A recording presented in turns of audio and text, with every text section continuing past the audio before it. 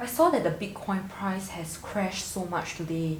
What is happening? You call 20% a crash, that's just a correction, just a standard correction in the market. But then we are moving towards the 21 weekly average. Usually that's where big funds start to come in with force to bring it up. But then it might not happen, so you gotta be careful. Every point of the market, there's always a chance of going up and down. There's no 100%, there's no guarantee. So at the 21 weekly average, as for the current situation, I feel that the chances of bouncing from here is roughly 60%. Why, you may ask, is because of the entire market sentiment around Bitcoin now is actually in extreme fear.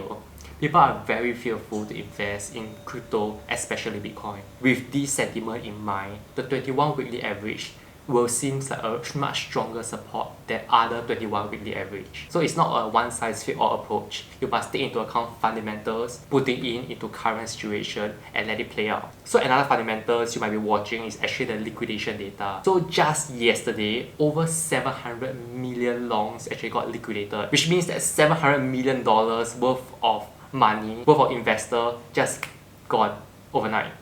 In one day. Yeah, which means that a lot of dumb money, people who just anyhow open leverages, are out of the market already. This means that there's not much leverage going on in the market. Why leverage is bad for the market? Because leverage makes the market move up one side or the other side a lot more than it should. Leverage is where people borrow money and increase their position more than they can actually afford. So how does leverage work? So if you have $1 and you borrow another dollar and you put it into the market, so you put $2 into Bitcoin, for example, and Bitcoin price doubled, so your $2 become $4. So you return the exchange $1 and now you have $3. So essentially you use $1 to make $3 when the market doubles. So that is the power of leverage when the market goes up. But then the risk of leverage is that you take your $1, you double it equals 2x leverage, you borrow one for the exchange to $2, but the market goes down by 50% and your $2 become $1 and you have to return this $1 back to the exchange. Means that you have nothing left. So when the price comes down by half, you lost everything. That's when you use 2x leverage.